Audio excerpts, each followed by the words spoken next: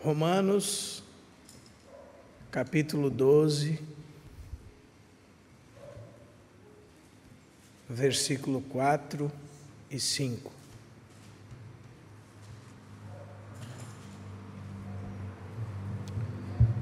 Porque assim como num só corpo temos muitos membros,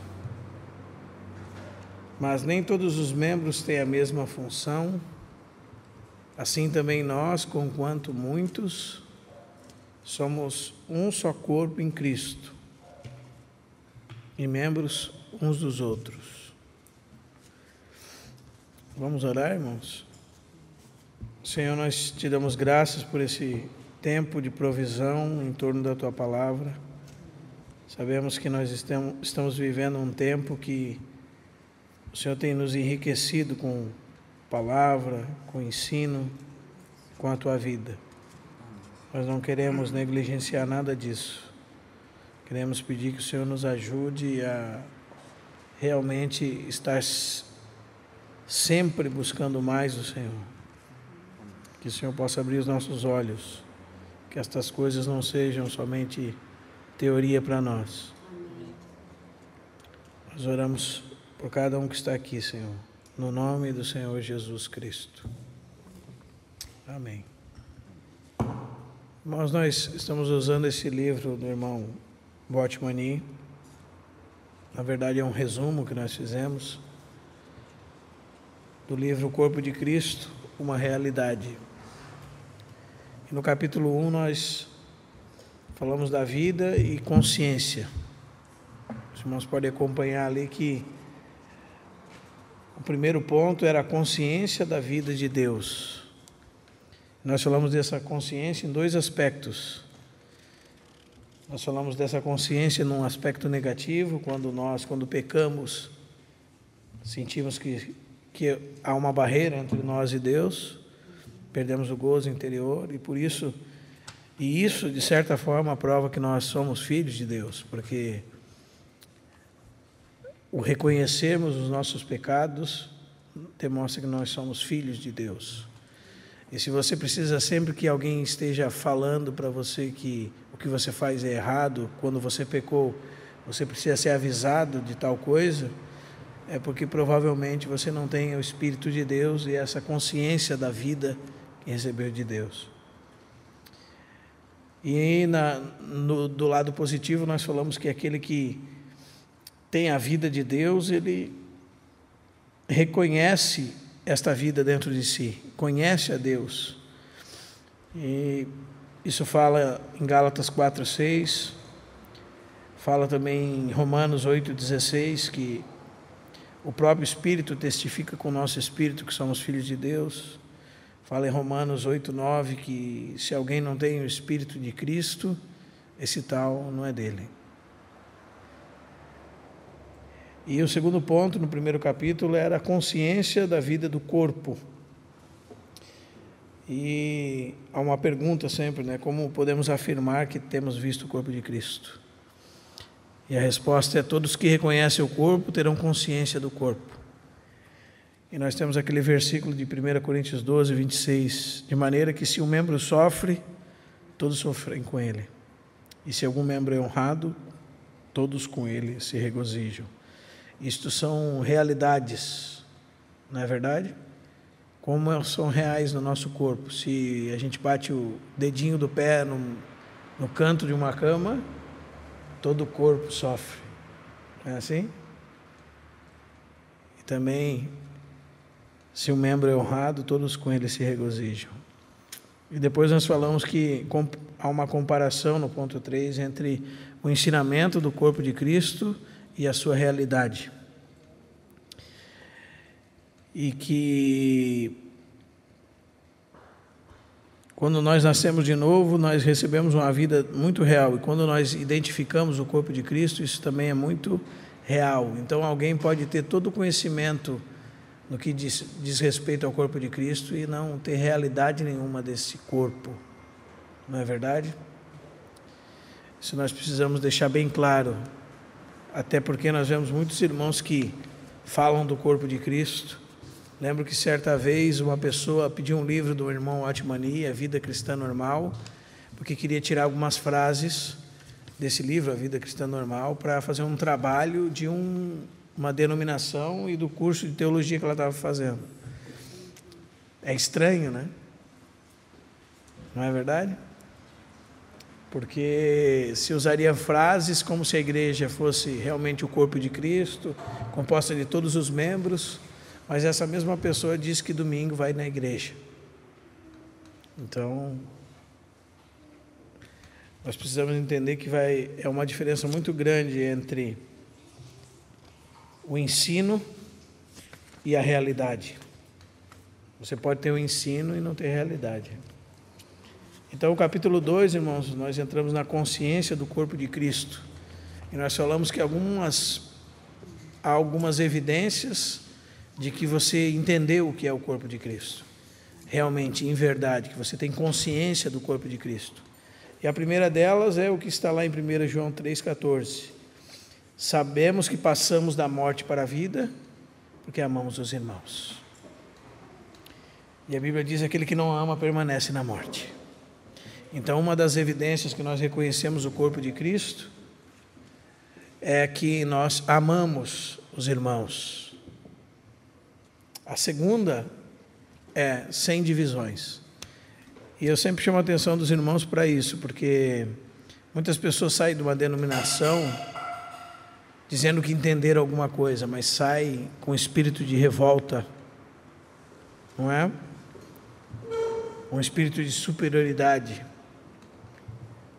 um espírito sectarista, e cria uma nova, às vezes um novo grupo, ainda que pode ser com placa ou sem placa.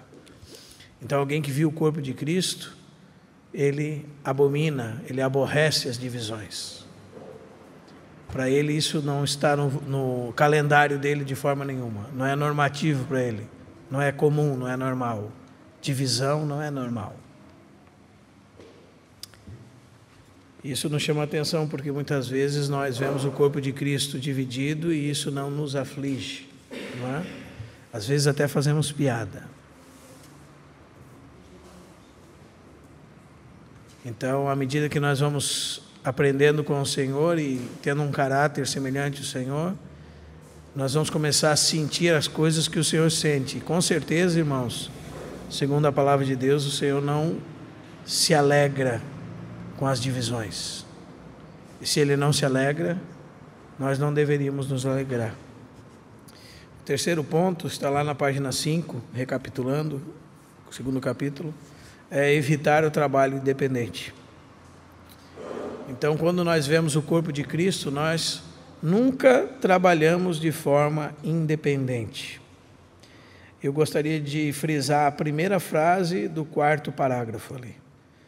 Tanto se a obra é sua, como se é de outros, essa parte, nós falamos que isso fique guardado no nosso coração.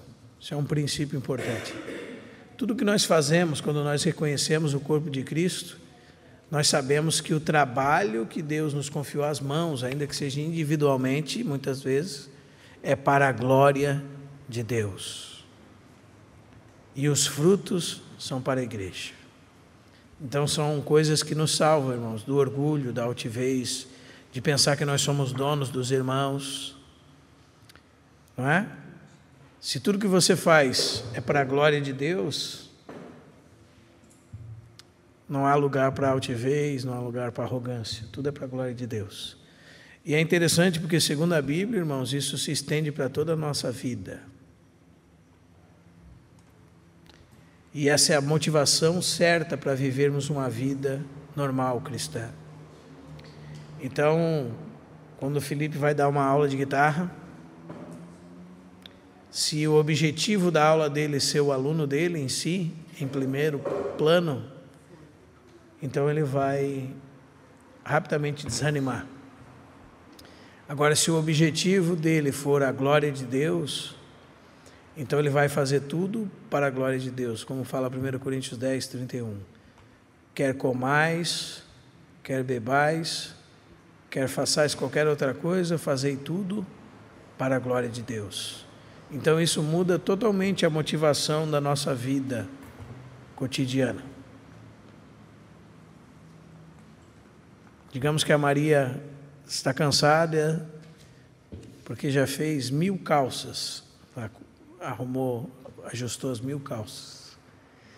E ela começa a oferecer o dia dela para o Senhor e para a glória do Senhor. Então ela vai começar a fazer aquelas calças com alegria, porque já não é mais para os clientes, ainda que vai entregar para eles, mas aquilo que ela faz é para o Senhor. Isso era um princípio da reforma.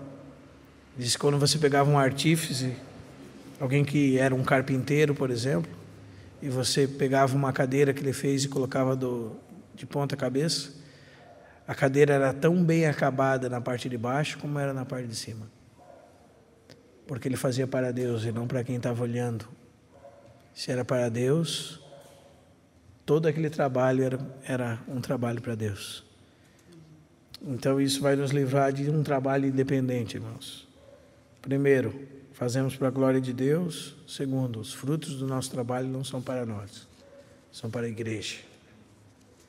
Isso concorda com o que Paulo disse nos últimos versículos de 1 Coríntios 3. Quando os irmãos estavam brigando, que um era de Paulo, outro de Cefas, outro de Apolo, Paulo diz que Paulo, Cefas e Apolo são deles. Tudo é vosso, Paulo disse. Vós de Cristo, Cristo de Deus. Então, tudo que fazemos é para a glória de Deus e as bênçãos são para a igreja. Continuando, quarto ponto, nós reconhecemos a necessidade de comunhão. Isso significa que você entende que não pode sozinho. Você reconhece a sua insuficiência e que não pode orar sozinho. Você é incompetente para solucionar seus problemas sozinho, incapaz de reconhecer a vontade de Deus, confuso com respeito ao futuro, confuso, muitas vezes tem dificuldade de entender a palavra de Deus e que precisa sempre de estar nesse princípio da igreja, para que as coisas se tornem mais claras para você e para mim. Então, sabendo que não estou à altura, eu sei que sem a comunhão dos irmãos eu não posso viver. Isso é uma frase muito importante. O quinto ponto é aprender a ser um membro, entender que é uma parte integral e fundamental, e entender que temos responsabilidade. Particularmente nós que servimos o Senhor, sempre ficamos felizes quando vemos os irmãos participando, né? Quando vemos os irmãos com uma postura responsável. A postura responsável, muitas vezes, irmãos, começa até em nós sermos cuidadosos com as coisas que muitas vezes pensamos que não são nossas. Mas se nós somos um corpo, tudo que está à nossa volta e com aquilo que nos relacionamos é nosso também. Então nós nos preocupamos com o bem-estar dos nossos irmãos e até mesmo com o ambiente que estamos aqui. Não é? Aquela história do papel, né? A história do papel é que se você vê um papel no chão, você ajunta. Você se sente responsável pela sujeira, pela limpeza, por tudo. Porque você é uma parte integrante. Você tem responsabilidade juntamente com os outros. Não é interessante isso, irmãos? Você aprender a vir para a reunião e em todas as nossas atividades de forma responsável. E o sexto ponto, submeter-se à autoridade. E aqui nós temos 2 pontos, né? O primeiro é que nós estamos sob a autoridade de Cristo, né? E todos nós devemos nos submeter à autoridade de Cristo. E nós não devemos nos submeter a ninguém que não se submeta a Cristo. Mas o segundo ponto é que Cristo governa a igreja através dos seus membros, não é? Nós citamos o exemplo da mão, por exemplo, que está submetida a Cristo através, aliás, a cabeça através do meu braço, e o meu braço submetido à cabeça através do meu ombro. Não é assim? E a vida da cabeça é derivada para a mão através do ombro, do braço, até chegar à mão. Então essa é a lei do corpo. Muitas pessoas dizem assim, irmãos: a única pessoa que eu me submeto é a Cristo. Mas a verdade do que ela está falando é que ela não se submete a ninguém. E como Cristo não está presente agora corporeamente, Ele está lá no céu, então fica fácil dizer que sou submetido a alguém que está longe. Mas se nós somos submissos a Cristo, somos sujeitos àqueles que o Senhor colocou para estar conosco, juntos. Não é verdade? E a maior prova que você é sujeito a Cristo é quando você se submete aos irmãos.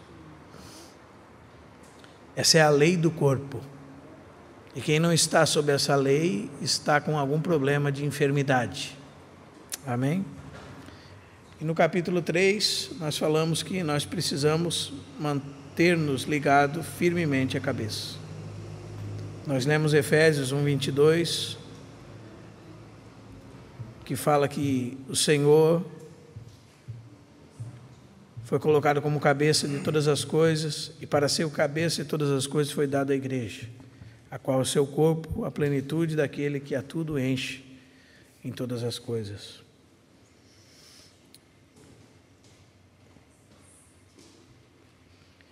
Ou seja, irmãos, se em Cristo está a vida, nós precisamos perceber que nós precisamos estar ligados em Cristo. Toda a vida cristã pode ser resumida à vida de Cristo. Deus não te dá nada que não seja Cristo. Se você tem o Filho, você tem a vida. Se você não tem o Filho, você não tem a vida. É isso que fala 1 João 5, 11 e 12. Se aceitamos o testemunho dos homens, o testemunho de Deus é maior. E o testemunho de Deus é esse: que Deus deu seu Filho e que a vida está nele. Quem tem o Filho, tem a vida. Quem não tem o Filho, não tem a vida. E nós precisamos estar ligados ao cabeça, da onde provém todo o suprimento para o corpo. O segundo ponto, irmãos, é obedecer à autoridade da cabeça.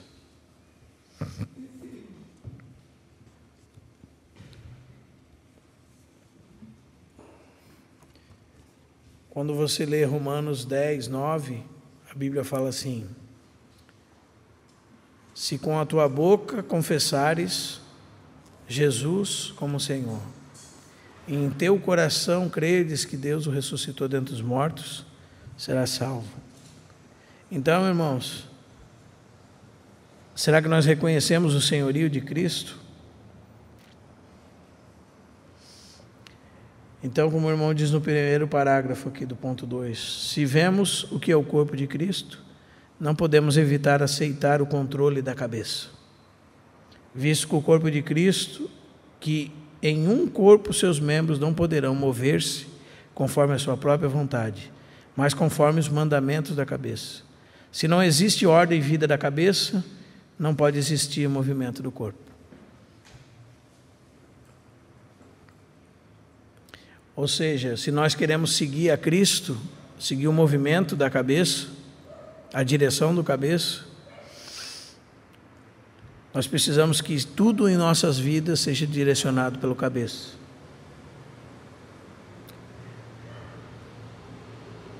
Você já orou dessa forma, irmão? Senhor, Tu és o meu cabeça. Eu não quero decidir nada. Não tenho direito de decidir nada, nem autoridade para escolher por mim mesmo. Isso é reconhecer a autoridade, irmãos, de Cristo. Eu acho que esse é um exercício que nós conseguimos fazer muitas vezes, desde quando acordamos até quando nós nos deitamos. Todas as vezes que nós temos algo para decidir, nós devemos submeter as nossas coisas a Cristo. Todas as nossas indagações. Tudo aquilo que nós temos que decidir. Amém? Isso foi o que Paulo viu na sua conversão no capítulo 9 de Atos. Quando aquela luz brilhou sobre ele e o derrubou por terra, a Bíblia diz que ele respondeu assim, ele perguntou: quem és, Senhor? Ele reconheceu que aquele que o derrubou era Senhor. Por isso ele foi salvo.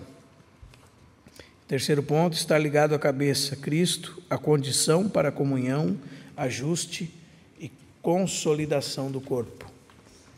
Isso está lá no texto de Efésios 4, 15 e 16. Mas, seguindo a verdade e amor, cresçamos em tudo naquele que é a cabeça, Cristo, de quem todo o corpo bem ajustado e consolidado pelo auxílio de toda a junta, segundo a justa cooperação de cada parte, efetua o seu próprio aumento para a edificação de si mesmo em amor. O segundo parágrafo diz assim: isso não é para insinuar que os cristãos não necessitam da comunhão entre si. Não. Simplesmente afirma que a comunhão entre os crentes está baseada sobre sua relação com Cristo. Ainda que a educação que recebemos, o ambiente em que vivemos e o talento natural que possuímos sejam diferentes, existe todavia uma coisa que todos temos em comum, que é Cristo que habita no interior. Visto que o Cristo em nós é o mesmo, podemos ter comunhão uns com os outros. Amém? Nós conseguimos crescer e ser bem ajustados, ser consolidados, participar segundo a justa cooperação de cada parte quando nós estamos ligados a Cristo. Por isso que o título desse ponto é estar ligado a Cristo, é a condição para ter comunhão, ajuste e consolidação do corpo. E o quarto ponto é a obra da cruz, a condição para permanecermos ligados à cabeça. Todas as vezes que nós nos ajuntamos, irmãos, nós nos ajuntamos para crescimento. O problema é que quando a nossa carne é posta no meio das nossas relações, a confusão, contenda, ira, discórdia, dissensões, facções, essas são as obras da carne. Então, a obra da cruz em cada um de nós é uma condição para permanecermos ligados à cabeça e preservarmos a comunhão do corpo.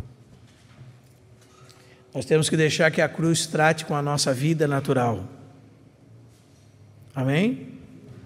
E nós temos que aprender a andar no Espírito, conforme o Espírito. Então, à medida que a cruz vai trabalhando na sua vida, através dela você vai mortificando a sua carne, você vai sendo mais sensível ao Espírito de Deus. E aí todas as confusões vão embora. Tiago fala, de onde vêm as contendas, as confusões que militam, que fazem com que briguemos uns com os outros. Tiago faz uma pergunta, capítulo 4 da Epístola de Tiago.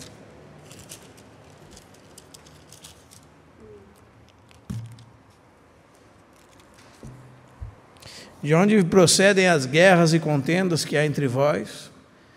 De onde, senão dos prazeres que militam na vossa carne? Aí está o motivo de toda guerra, dissensão, confusão entre os irmãos, a carne. Então, se nós queremos permanecer juntos, nós vamos sempre precisar que a cruz seja aplicada a cada um de nós individualmente. Não é? Quando você é injuriado, quando você é caluniado, então você tem a opção de tomar a sua cruz e seguir a Cristo. Aí já não tem mais confusão. Não é? Tiago fala muitas coisas a respeito disso, irmãos. A não falarmos mal uns dos outros, a não nos queixarmos uns dos outros. Então, devemos ser cuidadosos com isso. Amém? Seguindo, então, nós entramos hoje no capítulo 4. O serviço de um membro. E foi esse texto que nós lemos em Romanos. Porque assim como num só corpo temos muitos membros, mas nem todos os membros têm a mesma função, assim também nós, conquanto muitos, somos um só corpo em Cristo, e membros uns dos outros. Romanos 12, 4 e 5. O primeiro ponto, nesse capítulo 4, é o individualismo deve ser tratado. precisamos saber que o oposto do corpo é o indivíduo. Para que possamos entrar na realidade do corpo, precisamos ser salvos do individualismo. Quando você deixa o pecado e entra em Cristo, você é salvo. Porém, você necessita ser resgatado do individualismo para entrar experimentalmente no corpo de Cristo. Deus permite-nos ser indivíduos, porém não nos permite sermos individualistas. Antes de entrarmos experimentalmente no corpo de Cristo, estamos cheios de individualismo. Veja isso como você vai se identificar ou vai identificar algumas coisas na sua lembrança. Até mesmo na nossa busca espiritual é motivada por essa característica. Porque desejamos o poder para que eu possa pessoalmente ter poder. Porque buscamos os frutos do labor, para que eu, como indivíduo, possa desfrutar desses frutos. Tudo está relacionado com o eu. Isto não é corpo. Isto é individualismo. Existem pessoas que dizem que estão buscando a Deus para ser cheios de alguma forma. E a irmã Jéssica Pelios diz que antes que o Espírito a enchesse e a revestisse para uma obra, o Senhor perguntou para ela: você está disposta a ser nada para que os outros possam crescer? Aí ela nunca tinha pensado nisso da parte de Deus, ela disse.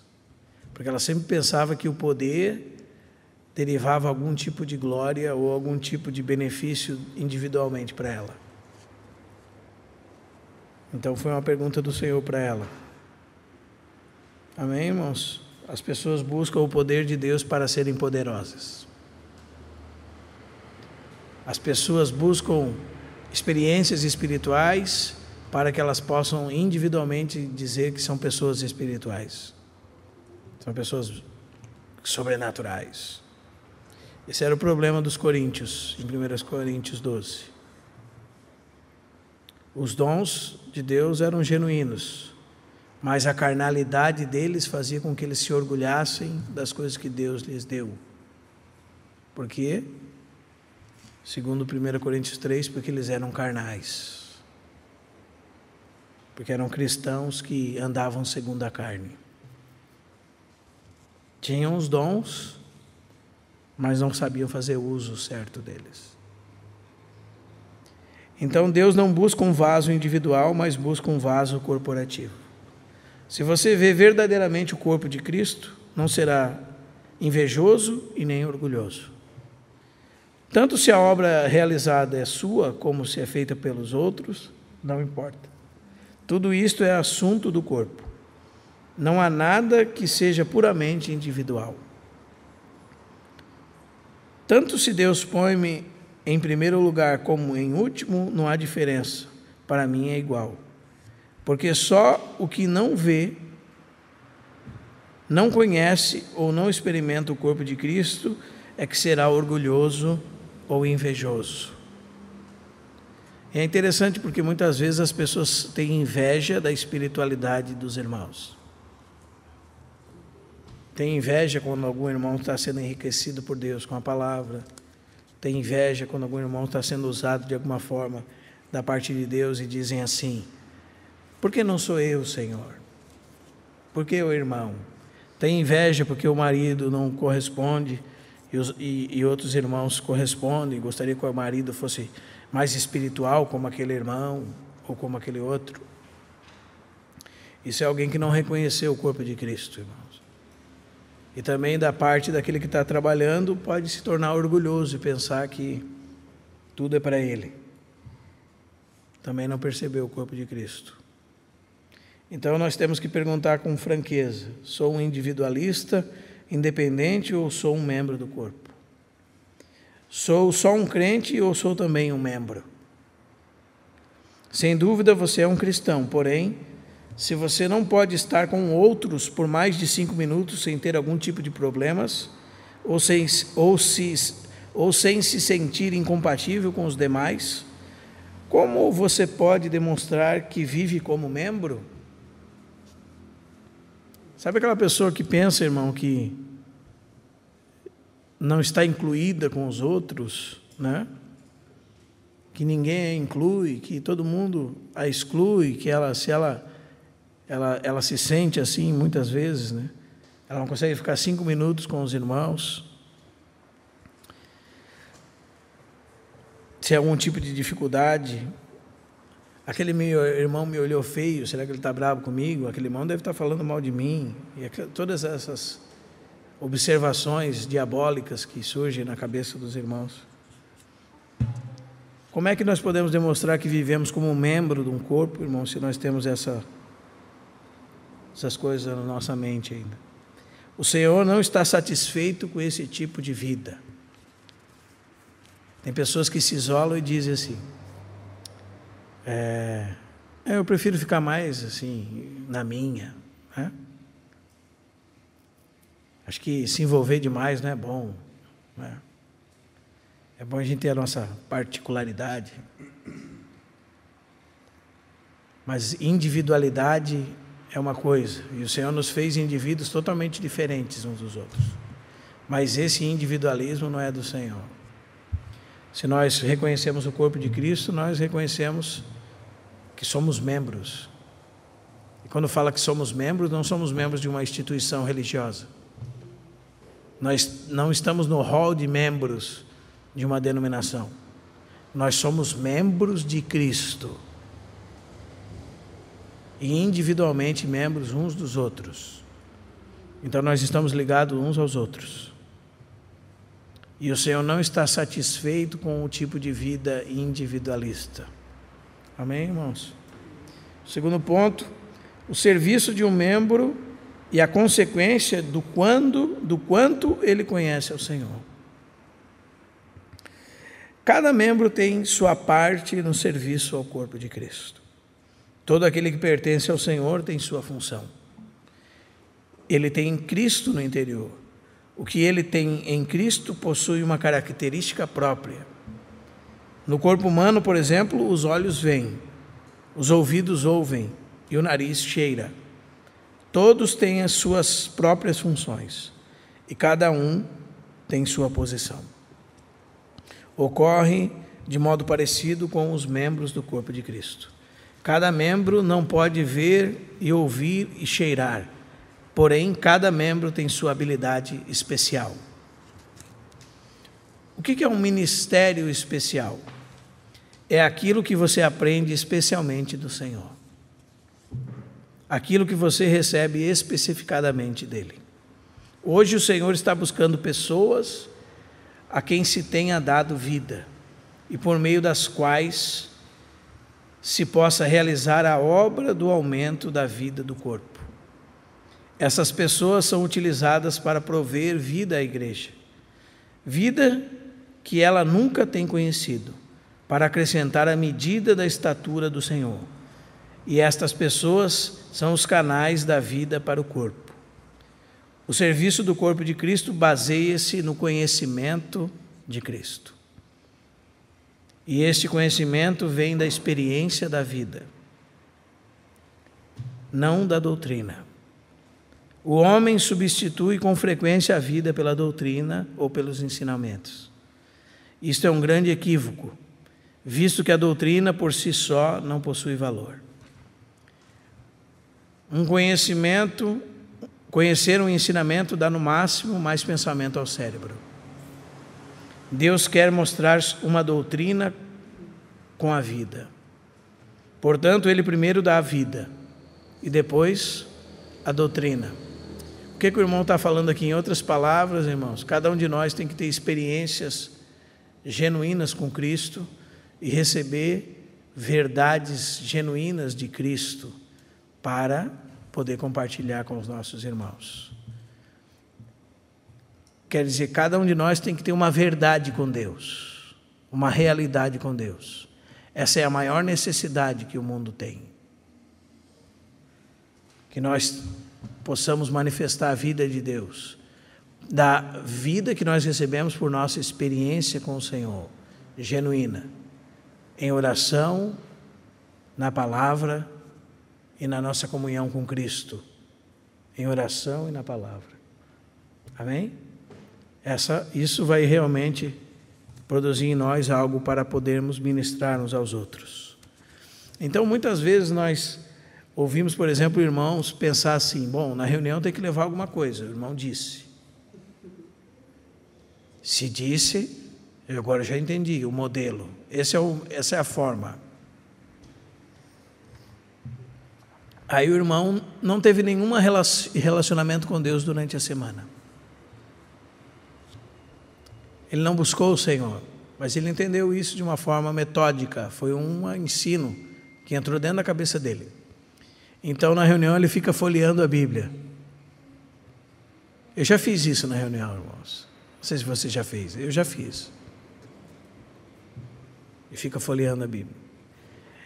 E para aqueles que são sinceros, que estão fazendo isso de maneira sincera, o Senhor se torna mais árido do que um deserto nesse momento.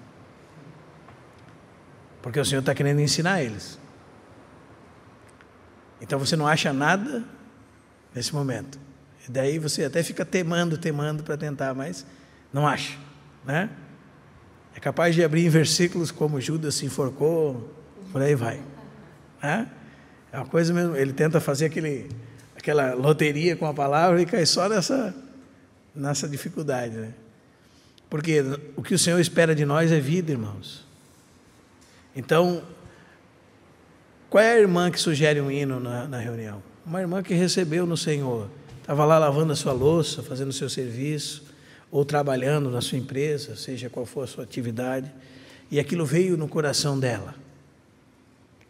E aquilo tocou ela diante do Senhor, ela cantou aquela canção, e aquilo ela recebeu do Senhor. Então ela chega na reunião e diz para os irmãos assim: irmãos, os irmãos poderiam cantar aquele hino? Aquilo é uma verdade, irmão. É uma realidade de vida compartilhada. A irmã estava lendo a palavra de Deus e num simples versículo ela foi tocada pela vida do Senhor e teve edificação. Aquilo respondeu uma necessidade dela experimentalmente. Então, agora o que ela faz? Aquilo que foi vida para ela, ela reparte. Então, por um lado, tem a nossa responsabilidade. Nós todos devemos, cada um de nós tem. Então, mas isso que se manifesta na reunião é a responsabilidade que você tem por aquilo que você recebeu do Senhor de verdade. Os irmãos estão entendendo? Então, por um lado, você vai buscar o Senhor, porque o Senhor disse que você tem. Você tem a Cristo, você tem. Então, você vai buscar. E você vai ver que o Senhor é fiel. O Senhor vai te dar. Amém? Ele não vai te dar para você falar uma hora aqui na frente, porque às vezes não é esse o seu chamado. Mas Ele vai te dar às vezes para levantar e falar um versículo, ler um salmo, ou sugerir uma canção, fazer uma oração. As coisas que são claras que os irmãos participam nas reuniões. Mas aquilo é um fruto da vida, irmãos. Eu já cansei de ver irmãos folheando Bíblia durante a reunião. E a motivação deles é querer participar, eles até têm algum tipo de sinceridade. Mas é sempre com aridez, muitas vezes, vamos dizer assim, para não generalizar, né? Por quê? Porque o Senhor quer que você receba a vida e contribua com vida. Aí há edificação, irmão. Amém?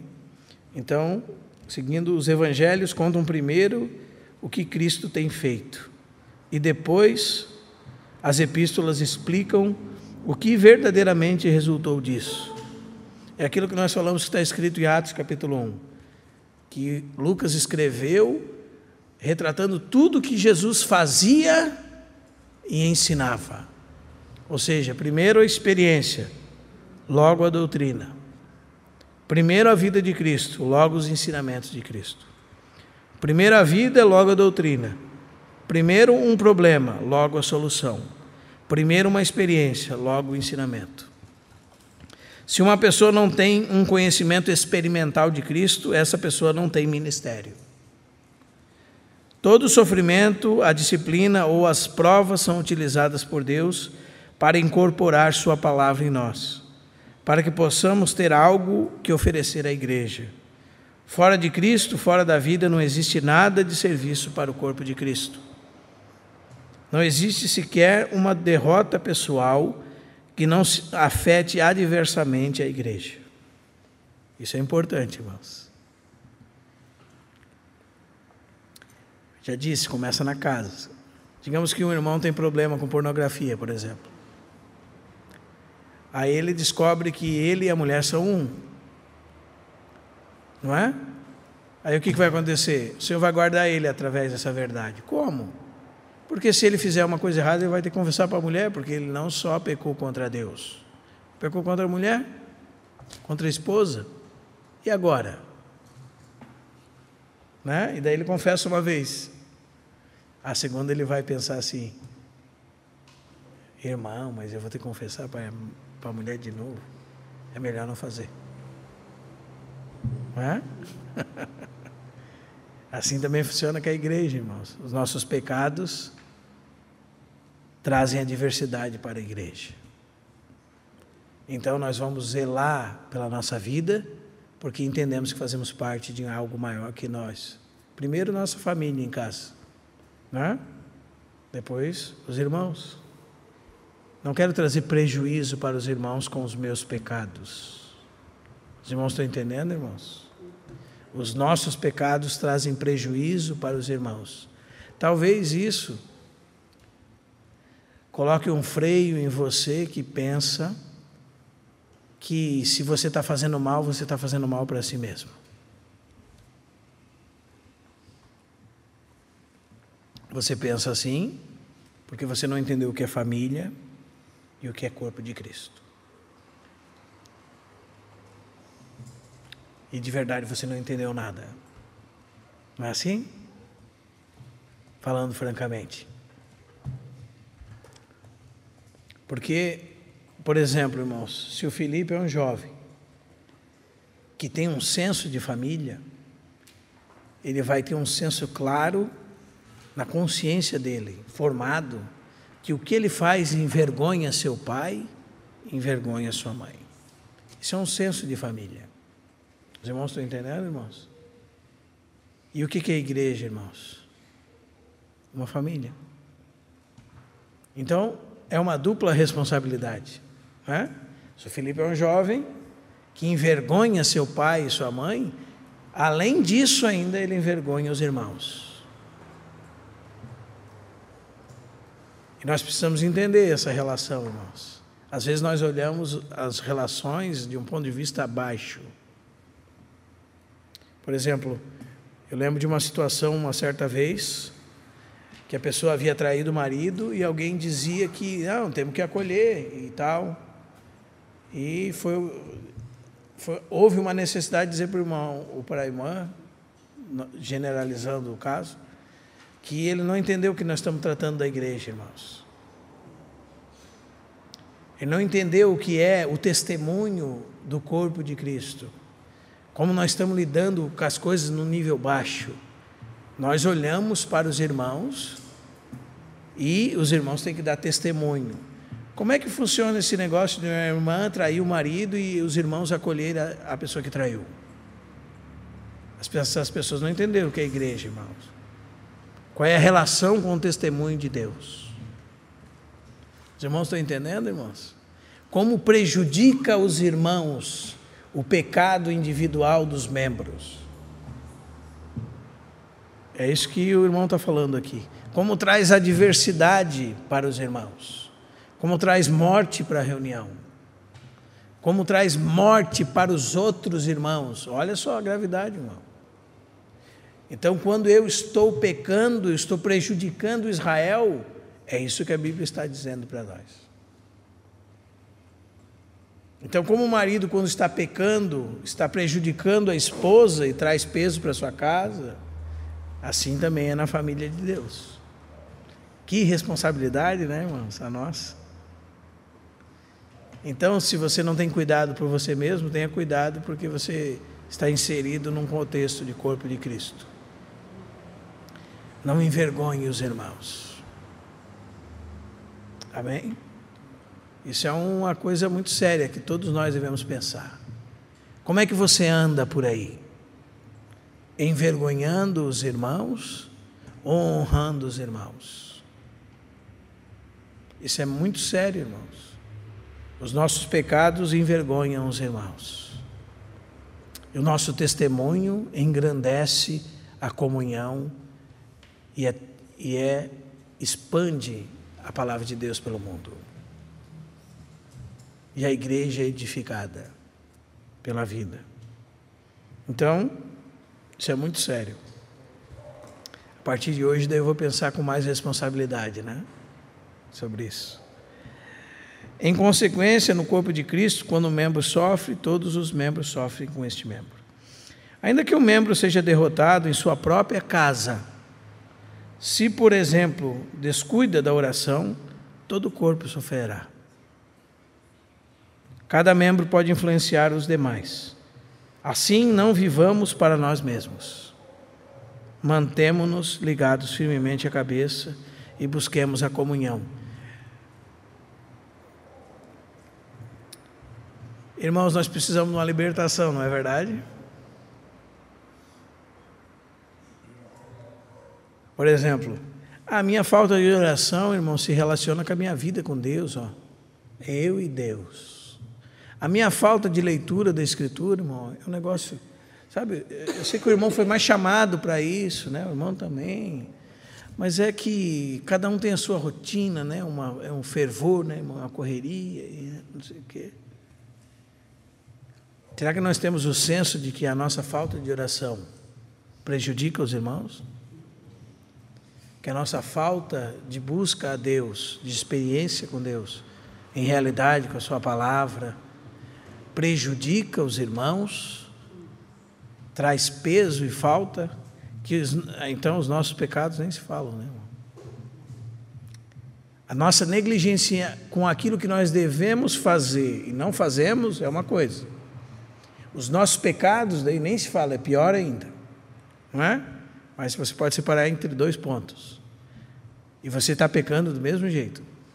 Tiago fala, se alguém sabe que deve fazer o bem e não faz, está pecando.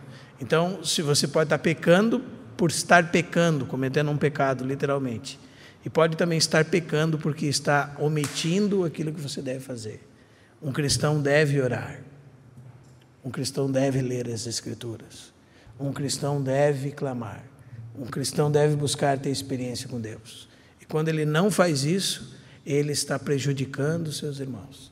Então, você e eu temos que nos sentir responsáveis pelo crescimento do corpo de Cristo e da obra de Deus na cidade.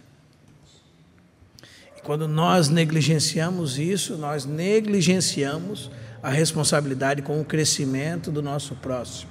Aí você entende o que Paulo está falando em Filipenses 2,4. Não tenha cada um em vista o que é propriamente seu. Fique aí, pense um pouco sobre isso. O que você pensou hoje? Eu pensei que eu tenho que fazer tal coisa, porque eu estou projetando de fazer tal coisa, porque se eu fizer tal coisa, vai dar certo para eu fazer aquela coisa, e daí eu vou conseguir comprar aquela coisa, e eu vou fazer tal coisa. Cada um, não tenha cada um de vós em vista o que é propriamente seu. Senão também cada qual o que é dos outros. Amém, irmãos? Os irmãos estão me entendendo? As consequências de tudo isso? E vamos seguindo aqui, nós temos tempo. Só mais 2 folhas. Capítulo 5, a função e a harmonia dos membros.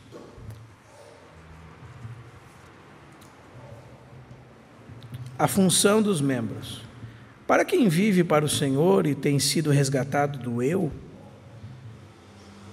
a parte mais importante de sua vida externa é poder manifestar sua função na igreja. é completamente certo que cada membro do corpo tem seu lugar. Nunca pense que a graça que você tem recebido seja tão insignificante a ponto de você não ter função na igreja. Se você é um membro, então você tem uma função definida. Por menor que seja a sua função, ninguém pode substituí-lo.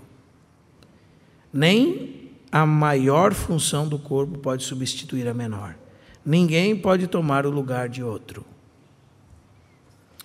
Quando você lê as epístolas de Pedro, você contempla o esplendor de Cristo. Ao ler as epístolas de Paulo, existe ainda outra apresentação de Cristo. E ao consultar as epístolas de João, você tem que confessar que sua descrição da beleza gloriosa de Cristo excede tudo o que tem sido escrito. De tudo isto, devo concluir que o Senhor é tão e de todas as nações para poderem expressá-lo. Como membro particular no corpo, você tem a sua função específica e a função que opera em você, conforme a vida que flui de você, é algo que nenhuma outra pessoa pode substituir. Por menor que você seja como membro, você tem o seu lugar. Os irmãos podem provar a si mesmos nesse aspecto de maneira muito fácil. Vamos lá, irmãos, tome atenção no que nós estamos lendo. Se hoje, em uma assembleia local, você não tem manifestado ainda a sua função, e isto não por causa de que a sua função seja pequena, mas sim porque a sua presença ou ausência nesta igreja parecem-lhe opcionais. Então, isto é prova suficiente de que você não vive exteriormente para o Senhor e que interiormente a sua vida não tem sido resgatada de si mesma. Isto é uma prova concreta. Amém, irmãos? Vamos repetir isso, irmãos? Os irmãos podem provar a si mesmos nesse aspecto de maneira muito fácil. Se hoje, em uma assembleia local, você não tem manifestado ainda a sua função, e isto não por causa de que a função seja pequena, mas sim porque a sua presença ou ausência nessa igreja parecem-lhe opcionais. Ou seja, irmão, o que o autor está falando? Que você pensa que você estar entre os irmãos ou não estar é uma opção. Os irmãos estão entendendo, irmãos? Então, isto é prova suficiente de que você não vive exteriormente para o Senhor e que interiormente a sua vida não tem sido resgatada de si mesma. Isto é prova concreta.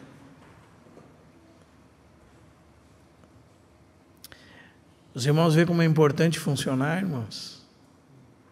Os irmãos veem como essa doença do nosso século, que é a frase: irmão, não sei o que o Senhor me chamou para fazer, é fruto de não reconhecermos o corpo de Cristo? Porque no corpo de Cristo, cada um, por menor que seja a sua função, tem o seu lugar. E é uma peça fundamental. Ela tem o seu lugar. E se ela pensa que é opcional, eu vou, eu não preciso ir, né? Os irmãos se viram bem sem mim. Se ela não entende que ela é uma parte fundamental junto com os outros, isso é prova suficiente que a gente não vive na nossa vida prática para o Senhor. E prova interior de que nós não fomos resgatados de nós mesmos ainda. O Senhor vai precisar trabalhar em nós, para que nós sejamos libertos do individualismo. Amém? E o segundo ponto aqui, irmãos, a obra de desintegração de Satanás. Primeiro eu gostaria de colocar aos irmãos o tempo que nós estamos vivendo. Eu penso que até hoje não houve tempo como o que nós estamos vivendo. Não existe, desde que o mundo é mundo, um tempo de tantas trevas como o tempo que nós estamos vivendo. De tanta dureza. Tem um irmão que diz assim: antes da vinda do Senhor haverá muita fraude e muito erro.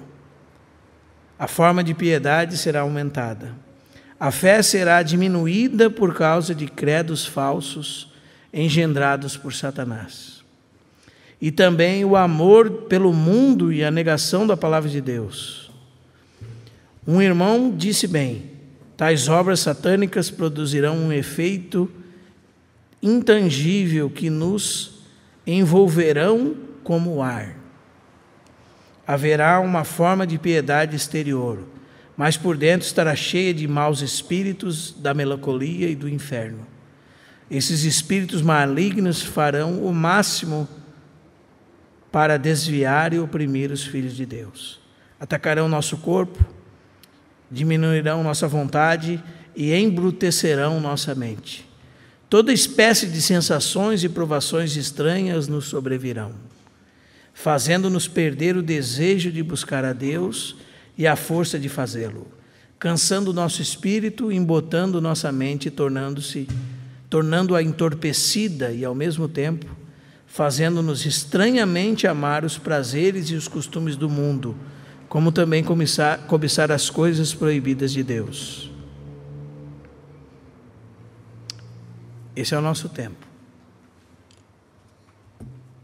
A maldade parece que está presente, que pode ser apalpada no ar. Necessitamos saber que para propagar o Evangelho, para fazer sua obra e cumprir sua vontade na terra, o Senhor precisa utilizar o seu corpo. Nem a sua vontade, nem o seu caminho pode ser realizados por uma só pessoa, visto que o Senhor não opera através de um homem, mas através da igreja. O vaso que Deus utiliza é a igreja, não um indivíduo.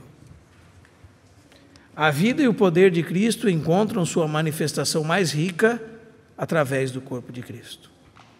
Por esta razão, Satanás esforça-se por conseguir a desintegração do corpo de Cristo.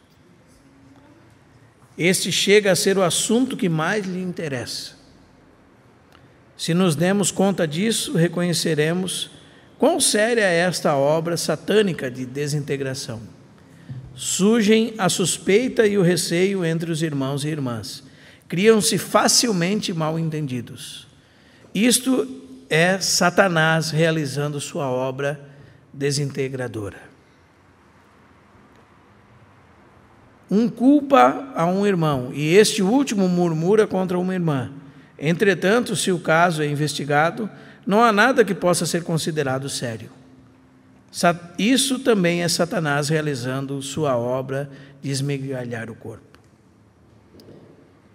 Que ideia possuímos de fato da unidade? De maneira simples, a unidade é Deus mesmo. Por que é assim? Porque quando separamos as coisas que ficam fora de Deus e começamos a viver nele, então Deus que está em nós chega a ser a unidade. A unidade realiza-se quando Deus adquire o seu lugar absoluto em nós. Quando somente Ele é tudo, quando Ele enche tudo. Quando os filhos de Deus são cheios de Deus, harmonizam-se então uns com os outros. O corpo de Cristo não é basicamente uma doutrina, nem tampouco uma espécie de disposição, mas é basicamente vida. O que é a igreja? A igreja é basicamente uma vida, a saber, a manifestação da vida de Cristo. Satanás só necessita misturar algumas impurezas em nós e nos outros secretamente, de modo que, ainda que entre nós não exista a mínima discordância de opiniões, nem a menor indicação de dissensão, entretanto, sem saber, o corpo de Cristo está no processo de desintegração. E Satanás, ele é muito paciente, irmãos. Ele vai plantando suas sementes bem devagar. Ele vai plantando discórdia bem devagar. Ele vai plantando sentimentos de uns com os outros bem devagar. E esses sentimentos vão sendo guardados. E ele é paciente, porque ele está trabalhando para desintegrar os irmãos, para dividir os irmãos, para separar os irmãos. Então ele vai no irmão e coloca um pensamento na mente contra o outro irmão. Aquele irmão não me olhou hoje. Eu acho que ele andou falando de mim porque ele nem me cumprimentou. O irmão nem viu às vezes. Não é? E daí coloca o outro na mente do outro. Assim ele vai lançando as suas sementes. Porque isso interessa para ele. Porque se o corpo de Cristo está dividido, não há testemunho, irmãos. Então, quantas vezes você já ouviu algum incrédulo testemunhar contra os crentes nesse sentido? Como pode? Eles não são todos irmãos, dizem ser irmãos, por que cada um vai num lugar e tem as suas próprias convicções? Porque eles não conseguem andar juntos. Como é que eu vou num lugar onde eles não conseguem andar juntos? Eles mesmos discordam entre si, eles não conseguem nem se tolerar uns aos outros. Você já ouviu isso, irmão? De alguém que não é cristão? Eu já ouvi muitas vezes. Satanás está trabalhando a esse favor. Quão evidente é que todos nós necessitamos investigar o lugar que tem nossas próprias inclinações e desejos. Que lugar tem em nós o nosso próprio objetivo? Que lugar em nós ocupa a nossa própria obra? Ou será que deixamos que a vida de Cristo ocupe o lugar absoluto dentro de nós? Oh, quão necessitamos voltar a Deus! Não dizemos continuamente que amamos o Senhor? Não dizemos que temos nos entregado a Ele? Então não temos que nos conversar, nem tampouco temos que temer pagar o preço, mas temos que permitir que ao Senhor que nos limpe de todas as impurezas que são incompatíveis para que a vida de Cristo possa ser expressada por meio de nós e que possamos manifestar em nossa vida nossas funções variadas como membros do corpo e também possamos viver o testemunho do corpo de Cristo. Essa é a maior necessidade do mundo, irmãos. Os irmãos já leram aquele livro do irmão Austin Sparks, O Testemunho do Senhor, a necessidade do mundo. No capítulo 1 ele já fala isso, que a maior necessidade do mundo é vida. E onde está a vida? A vida de Cristo deveria ser expressa através da igreja, para suprir a necessidade do mundo. E o pior, ele fala aqui também, entre os irmãos, a necessidade de vida. Então todos nós temos que dar atenção para isso. E Satanás está contra essa realidade. Amém, irmãos? Satanás está contra os filhos de Deus. Enquanto você dorme, ele está pensando em como pode separar os irmãos. Como pode fazer com que eles não andem juntos. Como pode fazer para que cada um viva a sua vida individualmente, se preocupando consigo mesmo. Então vão surgindo os problemas. Essa é a obra de Satanás. Os irmãos estão entendendo, irmãos? E o Senhor não nos chamou para sermos individualistas. O Senhor nos chamou para sermos corpo de Cristo.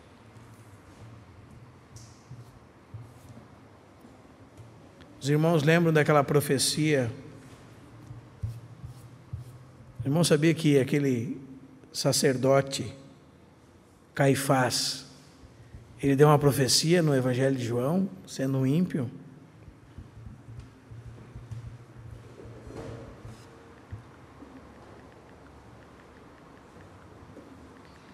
Abra no Evangelho de João.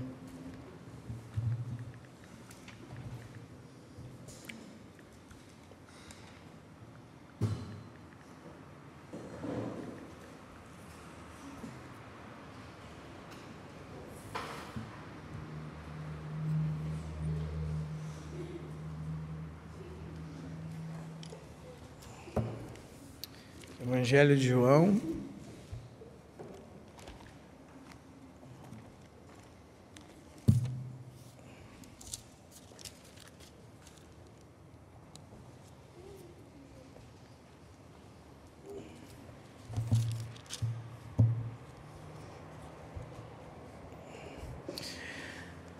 Procurem junto comigo, irmãos. Está escrito assim: não é razoável que um homem morra pelo povo.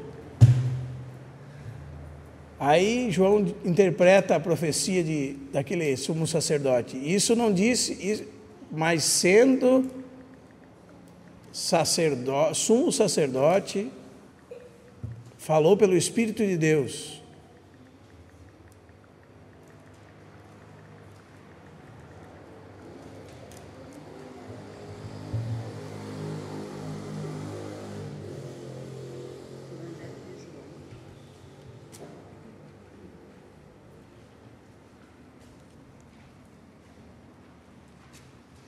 Sendo sacerdote,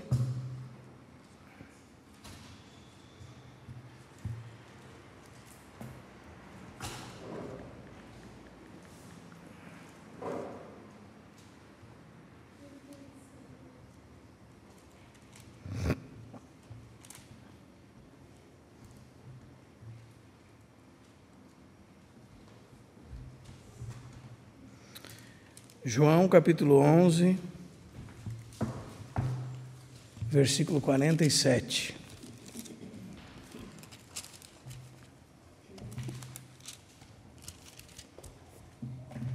Então os principais sacerdotes e fariseus convocaram o sinédrio e disseram: que estamos fazendo, uma vez que este homem opera muitos sinais? Se o deixarmos assim, todos crerão nele. Depois virão os romanos e tomarão não só o nosso lugar, mas a própria nação. Caifás, porém, um dentre eles, aqui não é nenhuma reunião de crentes, irmãos, sumo sacerdote naquele ano, advertiu-os dizendo: vós nada sabeis, nem considerais que vos convém que morra um só homem pelo povo e que não venha a perecer toda a nação? Olha o que João diz. Ora, ele não disse isso de si mesmo, mas sendo sumo sacerdote naquele ano, profetizou que Jesus estava para morrer. O que ele fez, irmão? Profetizou que Jesus estava para morrer pela nação. E não somente pela nação. Aqui entra nós. Mas também para reunir. Olha que lindo, irmãos. Aqui é João falando do corpo de Cristo. Nós vemos sempre Paulo falando do corpo de Cristo, né? Que você tem João falando da igreja como corpo de Cristo. Mas para reunir em um só corpo os filhos de Deus que andam despertos. Então, por que Jesus morreria? Por toda a nação, mas não só por toda a nação. Também morreria para reunir em um só corpo todos os filhos de Deus que estão dispersos. Então, nós estávamos dispersos. O Senhor morreu para quê, irmãos? Só para perdoar nossos pecados? Não. Só para nos salvar do inferno, irmãos? Não. O Senhor morreu para nos introduzir no corpo de Cristo, para nos reunirmos em um só corpo. Então foi para isso que Ele morreu também. Amém? E por que Satanás está tão preocupado com isso? Porque isso é um testemunho para todo mundo que Ele veio. Quando os filhos de Deus se reúnem, testemunho que Ele morreu, para que eles estivessem juntos. Então nós precisamos que essa verdade possa tomar conta do nosso coração. O Espírito Santo usou a boca de um homem ímpio para dar essa profecia para nós, sobre o Senhor Jesus. Não é verdade, irmãos? Então, tem que ser muito importante para nós. Vamos orar?